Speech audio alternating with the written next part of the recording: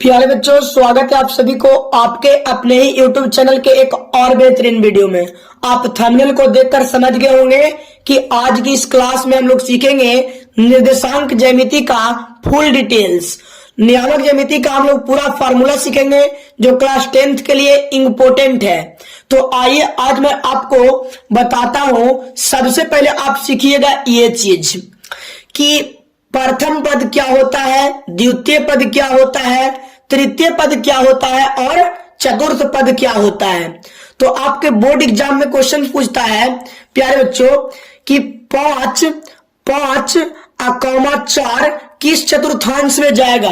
5,4 किस चतुर्थांश में जाएगा।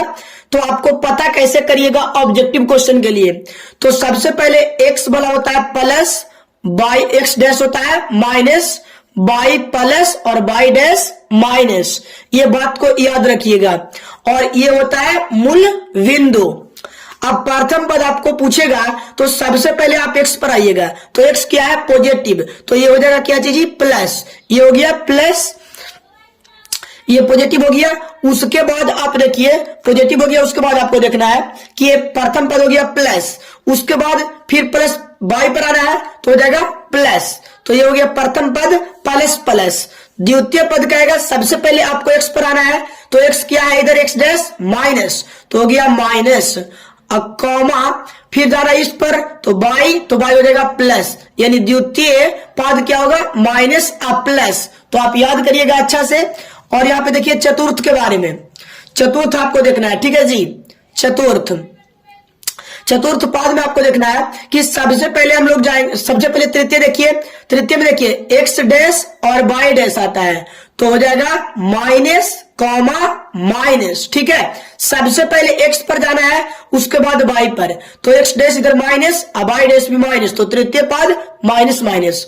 चतुर्थ पद देखिए, पहला x पर तो प्लस, पहले x पर जाएंगे तो प्लस, फिर बाई पर तो माइनस, यानी प्लस कॉमा माइनस। तो आप याद रखिएगा प्रथम पद प्लस प्लस, द्वितीय पद माइनस प्लस और तृतीय पद माइनस माइनस, चतुर्थ पद प्लस और माइनस। अब आपको पूछा था कि 5,4 किस पद में जाएगा। तो दोनों प्लस में है इसलिए प्रथम पद में, दोनों माइनस में रहता तृतीय पद में। अगर पहले वाला प्लस में है, दूसरे वाला माइनस में, तो चतुर्थ पद में।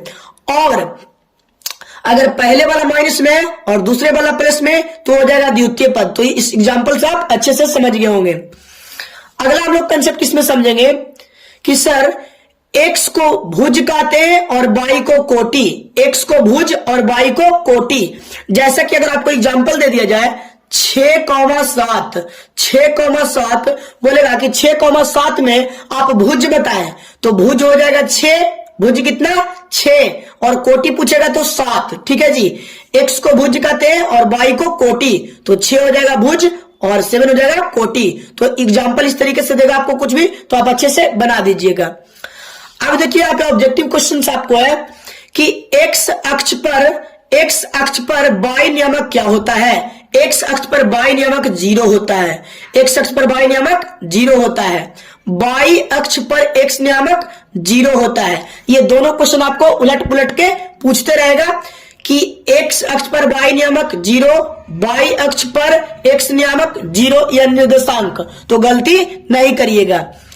अब यहाँ पे आप अगला टॉपिक इसका देखिए कि गुरुजी मूल बिंदु से दूरी निकालें। मूल बिंदु से दूरी निकालिएगा तो इसका फार्मूला क्या होता है। तो आइए देखिए मूल बिंदु से दूरी का सूत्र क्या होगा। Root under x square plus y square, ये मूल बिंदु से दूरी का सूत्र है। X square plus y square. अगर आपको यहाँ पे देखिए कि मूल बिंदु का निर्देशांक, मूल बिंदु के अगर आपको निर्देशांक पूछेगा तो मूल बिंदु के निर्देशांक होता है 0 0। मूल बिंदु का निर्देशांक 0 0, ध्यान दीजिएगा कि मूल बिंदु का निर्देशांक होता है 0,0। ये ऑब्जेक्टिव पक्का पूछेगा आपको कि मूल बिंदु का निर्देशांक 0 0 होता है। मूल बिंदु से दूरी का सूत्र root under x square plus y square. तो चलिए ये कंसेप्ट कंप्लीट हो गया होगा आपको। दो बिंदुओं के बीच की दूरी अगर P, Q है, ये दो बिंदु दिया हुआ है और ये है x1 कॉमा बाई 1, क्यू है x2 कॉमा बाई 2, ये दिया हुआ है दो बिंदु के बीच की दूरी। तो दो बिंदु के बीच की दूरी का फॉर्मूला क्या होगा गुरुजी? तो देखिए यहां पे दूरी यानी PQ का दूरी, ठीक है, PQ का दूरी। तो देखिए यहां पे दूरी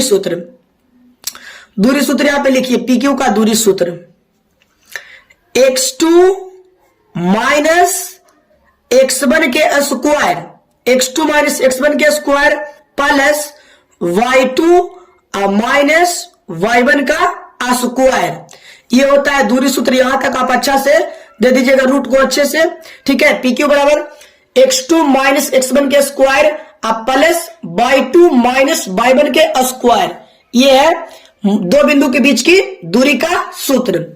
अब हम लोग अगला देखेंगे फार्मूला को अच्छे ढंग से, ठीक है जी। दो फार्मूला आप देख लिए, तीसरा फार्मूला आप अच्छे ढंग से देखिए। आइए तीसरा नंबर फार्मूला तीसरा, ठीक है, बड़ा अच्छा फार्मूला है जी, ध्यान दीजिएगा। मध्य बिंदु का आपको निकालना है, मध्य बिंदु का क्या निकालना है जी? मध्य बिंदु का सूत्र, ठीक है, मध्य बिंदु का आपको सूत्र निकालना है। देखिए मध्य बिंदु का सूत्र तो मजा आ जाएगा मध्य बिंदु वाला में, ठीक है ना। मध्य बिंदु का सूत्र क्या होगा? तो x1 बाई 1 x2 बाई 2, ये ए बी दिया हुआ है, ठीक है, ए बी हम लोग के दे दिया है। तो ध्यान दीजिएगा मध्य बिंदु का सूत्र x1 बाई 1 x2 बाई 2, ए और बी, बीच में और है मध्य बिंदु x, बाई। तो मध्य बिंदु का आपसे नियामक पूछेगा, तो देखिए यहां पे x1 प्लस x2 बटा 2 कॉमा y1 प्लस y2 बटा 2, ये होता है मध्य बिंदु का नियामक। यानी x1 x2 को जोड़ो, y1 y2 को जोड़ो और 2 से भागा दे दीजिए, ठीक है जी। तो ये मध्य बिंदु का निर्देशांक का सूत्र हो गया। अगला कंसेप्ट हम लोग देखिए, कंसेप्ट नंबर 4, कंसेप्ट 4 है और फार्मूला नंबर 4, ठीक है, अच्छा फार्मूला, ध्यान दीजिएगा। त्रिभुज के केंद्रक के सूत्र, त्रिभुज के केंद्रक का सूत्र देखिए अच्छे से। तो ये त्रिभुज दे दिया है, ये ए बी ए सी है, x1 by 1 x2 by 2 x3 by 3, ठीक है, दे दिया आपको। और आपको त्रिभुज के केंद्रक निकाले कर है, तो केंद्रक का सूत्र होता है त्रिभुज का x1 plus x2 plus x3 बटा 3, ठीक है, comma y1 plus y2 y1 plus y2 plus y3 बटा 3, ये होता है त्रिभुज के केंद्रक का सूत्र, ठीक है जी। x1 plus x2 plus x3 बटा 3, y1 plus y2 plus y3 बटा 3, ये हो गया केंद्रक का सूत्र त्रिभुज का। अब आप देखिएगा अंतःकेंद्रक, अंतःकेंद्रक का फॉर्मूला क्या होता है जो, ठीक है, अंतःकेंद्रक यानी सेक्शन फार्मूला में 2 गो होता है। तो आइए, ये P है और ये Q है, ये M है और N है, तो इसको हमको फॉर्मूला लिखना है। तो कैसे लिखिएगा? अंतःकेंद्रक का यानी अंतःविभाजन सूत्र लिखना है, ठीक है जी। अंतः केंद्रक बोल रहे थे, मिस्टेक हो गया, अंतःविभाजन, ठीक है, सेक्शन फार्मूला। तो आइए कैसे लिखिएगा, इसके साथ लिखिएगा M को ऐसे और N को ऐसे। तो आइए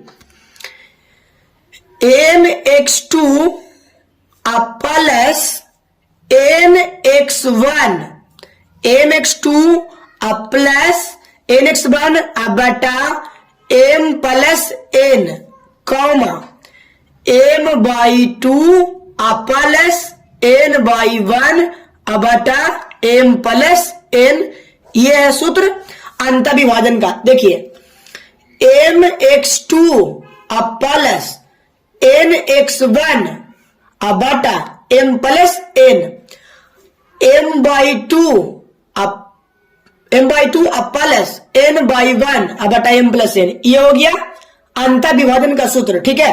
बाह्य विभाजन आपको लिखना होगा, सेम ए लिख दीजिएगा, सेम ए ही, खाली माइनस में आपको लिखना होगा m x2 minus n x1 बटा m माइनस n, ठीक है, ये बाह्य विभाजन का।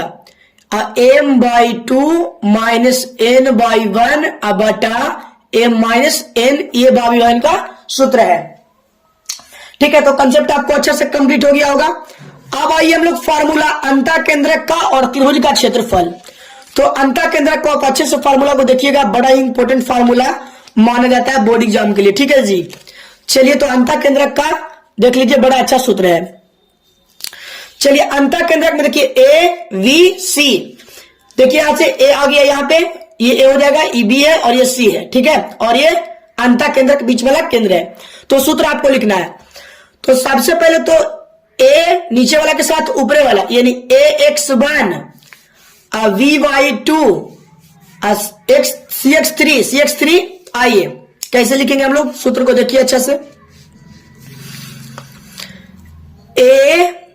ax1 plus vx2 plus cx3 बटा a प्लस बी प्लस सी। ठीक है, ये लिख दिए, इतना लिख दिया, आपको कोई दिक्कत नहीं हुआ होगा। ax1 bx2 cx3, ठीक है, लिख दिए। उसके बाद हम लोग y में लिखिए ay1 plus vy2 plus cy3 बटा a प्लस बी प्लस सी। ये हो गया फार्मूला अंतःकेंद्रक का। तो गौर करिएगा, ax1 plus bx2 plus cx3 बटा a plus b plus c, a/1 plus b/2 plus c/3 बटा a plus b plus c. अब हम लोग त्रिभुज का क्षेत्रफल का सूत्र देखिएगा, त्रिभुज का क्षेत्रफल। आइए इसको ट्रिक से हम लोग याद करते हैं। त्रिभुज का क्षेत्रफल, ये त्रिभुज दे दिया, एबीसी नाम दे दिए, x1 y1 x2 y2 x3 y3। इसका ट्रिक क्या है, 123 231 312, 123 231 312 इसका ट्रिक है। तो कैसे लिखिएगा, आइए त्रिभुज का क्षेत्रफल आपको लिख करके दिखाते हैं। ठीक है जी, तो आइए क्षेत्रफल बराबर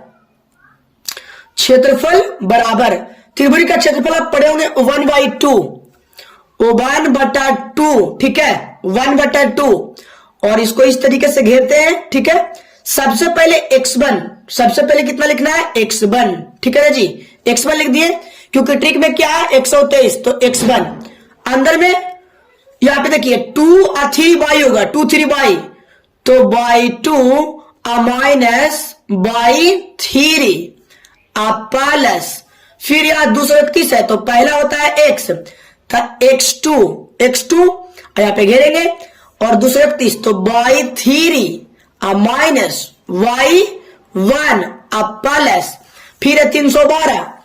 तो हम लोग लिखेंगे कितना, देखिए लिखेंगे यहां पे x के 3 और यहां पे y1 माइनस y2।